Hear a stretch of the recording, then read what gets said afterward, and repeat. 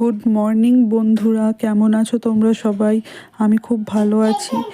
তো আজকে আবার একটা নতুন ব্লগ নিয়ে চলে এসেছি তোমাদের কাছে। আর আজ হচ্ছে বুধবার, আর এখন ঘড়িতে বাজে ওই 8টা মতো। আমি এই একটু আগে উঠেছি, উঠে একটু ছাদে এসেছি। বলো দি ভাই। বলো দিদি ভাই, বলো তো শোনা, ডাকো তো দিদি ভাই। বলো দিদি ভাই, মুখে হাত নাই, বলো দিদি ভাই। দিদি ভাই বলো, দিদি ভাই।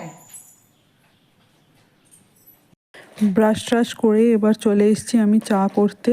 এবার চা করব, চাটা করে তারপরে যাব দুষ্টুকে জল খাওয়া।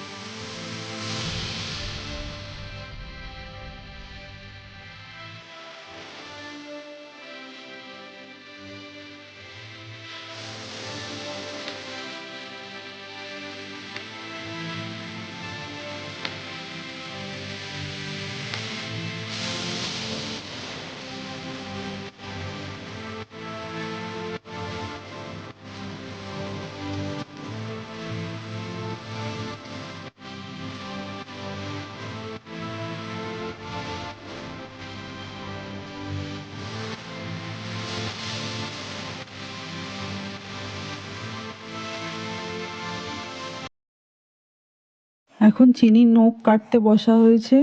চিনির নখগুলো অনেক দিন হলো কাটা হয়নি। ও যেহেতু অসুস্থ, তো সেই কারণে ও অত বেশি সন্দেশের মতো আর কি দৌড়াদৌড়ি ছোটাছুটি অত বেশি করতে পারে না। তো সেই কারণে ও নখগুলো ঘষাও খায় না, আর নখগুলো বড় হয়ে যায়। তো এবারে অনেকটাই বড় হয়ে গেছে। এবারে তাই জন্য আজকে ওর নখগুলো আর কি কেটে দেওয়া হচ্ছে।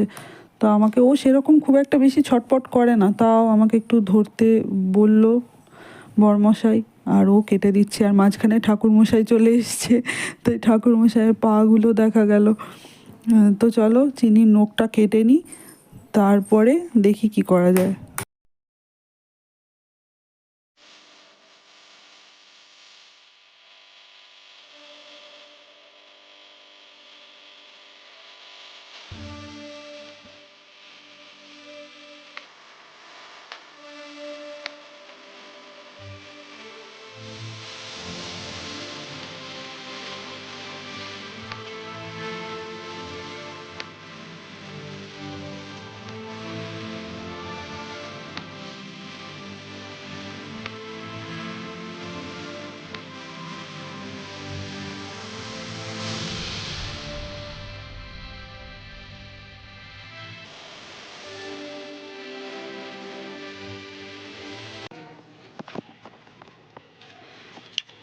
এই চিনি, কি করছিস?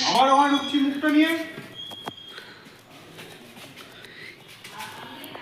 এইটা হচ্ছে আমাদের বাগান। এই যে সন্দেশ, সন্দেশ বদমাইশ। এই যে কি করছে, হ্যাঁ গাছ কাটছে। গাছ কাটছে না, কি করছো? গাছ কাটলাম, প্রুনিং করলাম।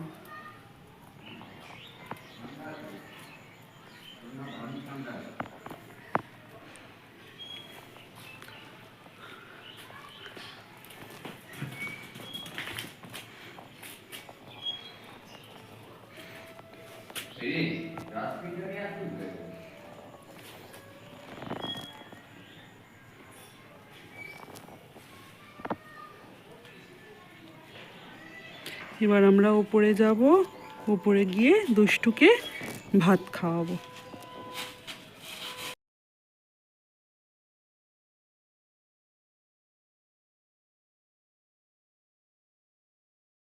ঘুমিয়ে পড়ো, ঘুমিয়ে পড়ো। হ্যাঁ, অনেক বেজে গেছে তো, এবার তো ঘুমোতে না, ঘুমোলে কি করে বড় হবে তুমি? ওমা, ঘুমিয়ে পড়ো। না না না না না, ঘুমোতে হবে, ঘুমোতে হবে। ঘুমিয়ে পড়ো, চলো ঘুমিয়ে পড়ি আমরা। তুমি ঘুমিয়ে পড়ো, দুষ্টু বুড়ি ঘুমিয়ে পড়ে। হ্যাঁ, এদিকে এদিকে এদিকে। ঘুমোতে হবে তো, দুধ তুমি করলে কি করে হবে? হ্যাঁ, চলো ঘুমিয়ে পড়ি, চলো।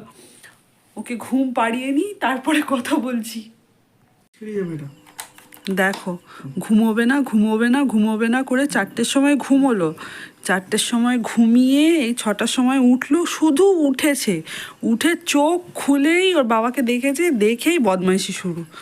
মানে শুদ্ধ ঘুম থেকে উঠলো এই মাত্র, দিয়ে ওর বদমাইশি শুরু হয়ে গেল।